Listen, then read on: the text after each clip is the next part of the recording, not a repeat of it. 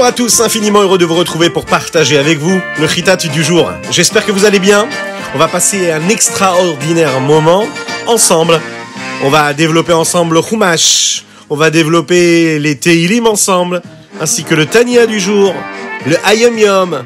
Et bien sûr, on parlera de ce qu'est se préparer à Yud Shvat. C'est très important de se préparer à Yud Shvat.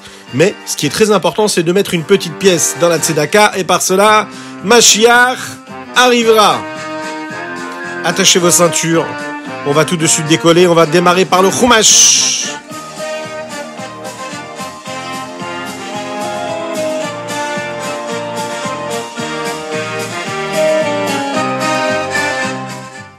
Akadosh Baruch Hu sait que tout le peuple juif attend la Géoula, mais que souvent, ils perdent la foi. Ils perdent la foi en Dieu. Lorsque la Géoula, la délivrance totale arrivera, celle qui arrive dans quelques jours, quelques instants, lorsque Mashiach arrivera, chaque juif sortira de l'exil. On n'aura pas honte des Égyptiens, on n'aura honte de personne. On verra la grandeur d'Akadosh Baruch Hu et toutes les nations du monde pourront s'en rendre compte. C'est ce qui s'est passé lors des plaies que les Béné Israël ont vu tomber sur les Égyptiens. Le rabbi de Lubavitch le dit d'ailleurs à ce propos, il dit que lorsque la fin de l'exil, notre exil, arrivera, c'est lorsqu'il y aura beaucoup d'obscurité dans le monde. Et lorsqu'un juif étudie la Torah, lorsqu'il étudie la chassidoute, lorsqu'il se comporte comme un chassid, lorsqu'il est bienveillant avec ses proches, lorsqu'il apporte de la lumière, cette lumière, c'est la lumière qui correspond à celle de la Géoula, à celle de la délivrance. C'est celle qui apporte de la lumière dans sa maison, mais aussi à l'extérieur de sa maison. C'est la lumière qui éclaire tout son entourage, sa ville, son quartier, son pays et toute l'humanité tout entière. D'ailleurs, lorsque les Béné Israël vont sortir d'Égypte, c'est ce que nous avons vu dans la partie précédente à celle qu'on va étudier aujourd'hui, c'est que les Béné Israël, c'est une promesse. Ils sortiront d'Égypte avec beaucoup d'argent et beaucoup d'or. Beaucoup de richesses qui nous permettront d'élever toutes les étincelles divines qui se trouvent dans cette richesse. Ça fait partie de notre mission. Mais avant cela, Moshe et Aaron ont une shlichut, ont une mission. C'est d'amener les plaies sur les Égyptiens. C'est la raison pour laquelle Paro appelle Moshe et lui dit « Maintenant je vous permets de partir. Servez votre Dieu. Je vous permets même de prendre vos enfants.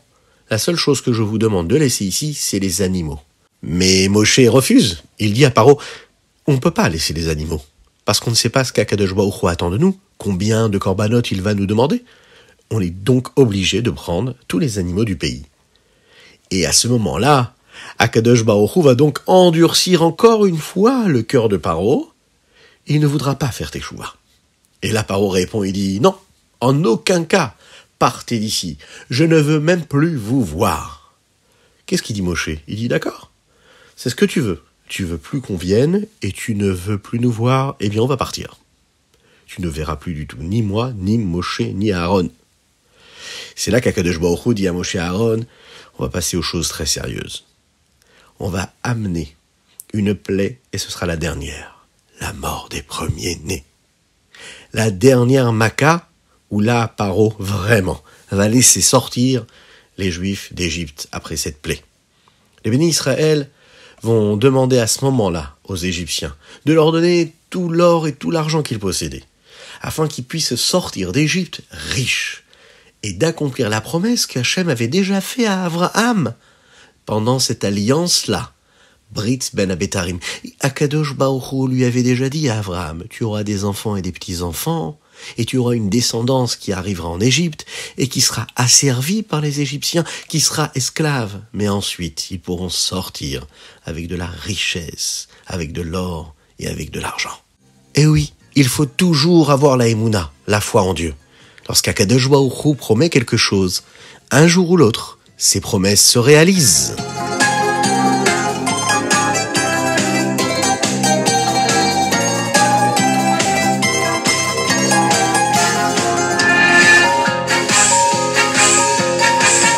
Et nous passons tout de suite au Tania du jour. Aujourd'hui, nous apprenons le chapitre 19. Nous sommes le Bet Shvat du Shnat Pshuta. Dans ce Tania-là, nous apprenons ce qu'est l'amour caché. Un amour pour Dieu qui se cache dans le cœur de chacune et chacun d'entre nous. C'est un héritage que nous avons reçu de nos pères. De père en fils, c'est un héritage que l'on se passe. Toujours, tout le temps dans le peuple juif.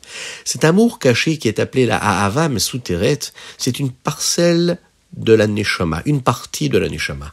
Il est dit dans un verset, Ner Hashem Nishmat Adam.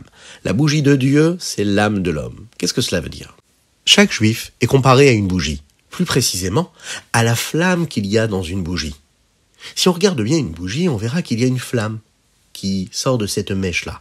Et la flamme toujours va vers le haut. Elle ne va jamais vers le bas. À l'inverse de l'eau, qui, elle, descend toujours vers le bas, car la racine et la source de l'eau se trouvent vers le bas. Et la flamme, donc, est attirée vers le haut. C'est un petit peu comme si qu'elle attendait le moment où elle pourra se détacher de cette petite mèche-là, et la mèche, elle attire vers le bas. Elle l'empêche de s'envoler vers le haut, vers le ciel.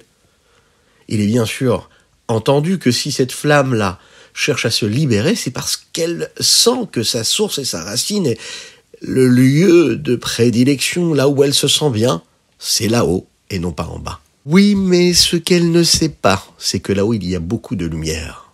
Et lorsqu'il y a beaucoup de lumière, eh bien, la petite flamme, elle se laisse emporter par les grandes flammes, et elle n'existe plus. Elle est complètement consumée par les autres flammes, elle s'annule.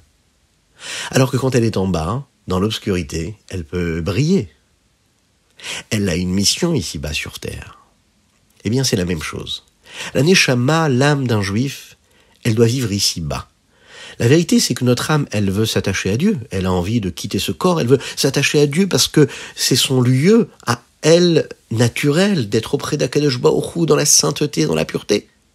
Mais elle sait aussi autre chose. Elle sait que elle a une mission ici-bas sur terre. Elle doit éclairer ce corps si étroit que nous avons toutes et tous. Elle sait que si elle est tout près d'Akadosh Baruch Hu, elle sera peut-être dans la sainteté, mais elle n'aura pas accompli sa mission qu'elle a à accomplir ici-bas. Nous avons en nous cet amour caché, que nous avons reçu de nos pères, de nos ancêtres. Cette Neshama-là, elle a une volonté naturelle de s'attacher à Dieu. Et à chaque fois qu'elle va pousser son corps, et même son âme animale d'ailleurs, à accomplir une mitzvah, eh bien à ce moment-là, elle est en train de développer cet amour caché. Et grâce à cet amour caché, on a la possibilité de ressentir cet attachement à Dieu, mais jusqu'en bas, dans ce monde ici-bas, pas là-haut près d'Hachem. On a la possibilité de se sentir près d'Hachem lui-même. Vous imaginez un petit peu le mérite? Ça vaut vraiment le coup. Ça a de la valeur. Et c'est la raison pour laquelle on reste cette petite flamme qui reste attachée à cette mèche-là.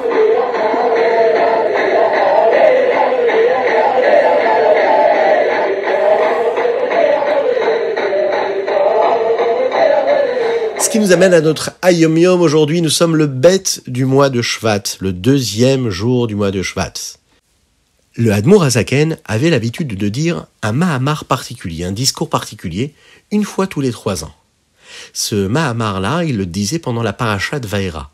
Et les Chassidim appelaient ce Mahamar, en yiddish on va le dire, Der Frumer Vaïra. Pourquoi ? Parce que quand on étudiait et écoutait ce Mahamar-là, il poussait, il entraînait les Chassidim à avoir la volonté de faire teshuva et à se renforcer dans les mitzvot.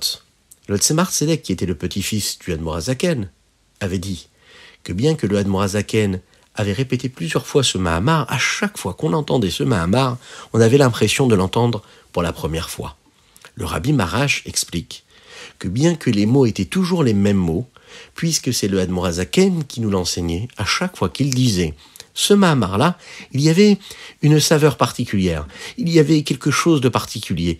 On ressentait quelque chose, on sentait une nouvelle lumière, on sentait quelque chose de spécial. Et l'impact était donc très particulier, chaque année différemment.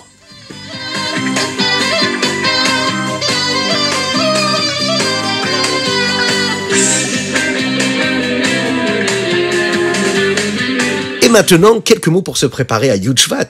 C'est une date qui est tellement importante. Et vous savez qu'hier, c'était Rosh Chodesh, le Rosh Chodesh du mois de Shvat.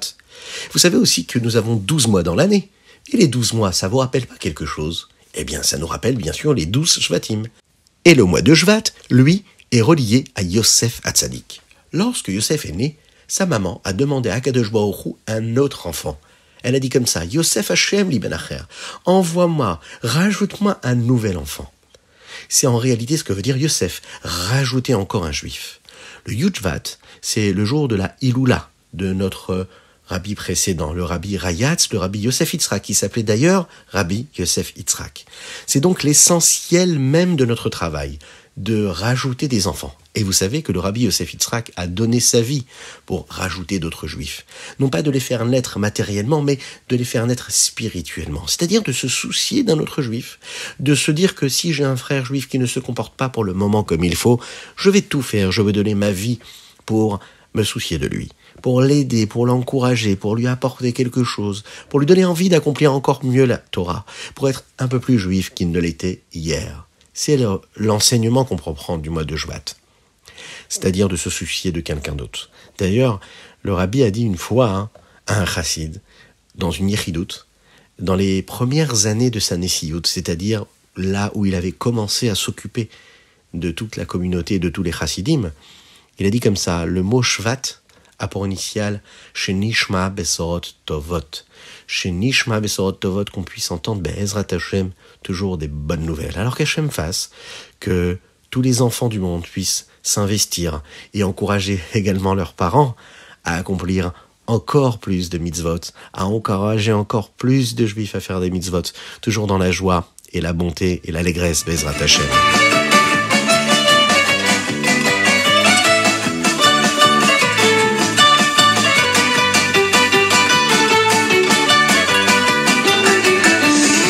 Et nous passons tout de suite à notre Tehillim du jour. Aujourd'hui, nous sommes le Bet du mois de Shvat et nous lisons les chapitres du Yud au Yud Zahin.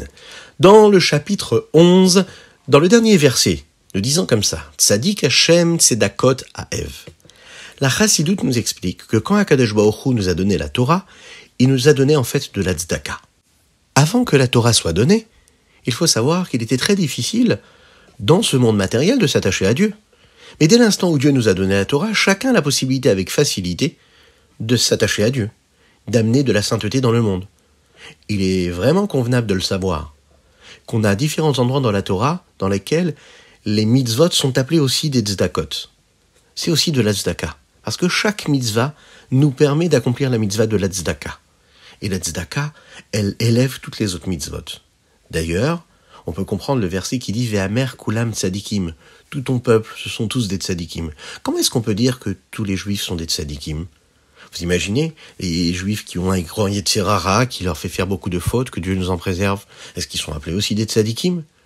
Alors comment est-ce qu'on peut appeler ça des tzadikim ? La Chassidoute nous explique que tzadikim ici, c'est dans le sens de la tzedaka, c'est-à-dire des personnes qui font de la tzedaka. Même un juif qui n'est pas au niveau du tzadik, qui accomplit des mitzvot, et qui parfois accomplit l'inverse des mitzvot, malheureusement. Eh bien, dès l'instant où il fait une tzedaka, il amène une lumière très particulière dans ce monde-là. C'est ce que dit donc ce Tehillim. Tzadik Hashem tzedakot ha'ev.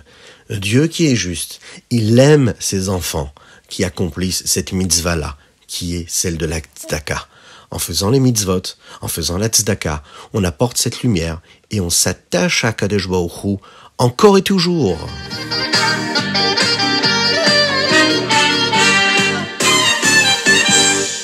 Et voilà, c'était notre Chitat du jour. J'espère que vous passez un bon moment. N'oubliez pas de le partager avec vos amis. N'oubliez pas de vous abonner sur chitat.fr, d'envoyer vos dédicaces. Aujourd'hui, nous avons étudié pour la Refoua Shelema totale et complète. Et je compte sur vos Amen ve Amen. La Refoua Shelema de Avraham Nissim Ben Sultana, qu'Akadosh Baruch Hu fasse qu'une fois pour toutes il puisse guérir et qu'on puisse chanter et danser avec lui en bonne santé jusqu'à 120 ans. Que Dieu vous bénisse, qu'il vous protège, qu'il inonde votre journée de bonté, de grâce et de miséricorde et de joie et de réussite dans tout ce que vous allez entreprendre dans votre journée. Je vous dis à très très bientôt pour notre prochain Chitat du jour.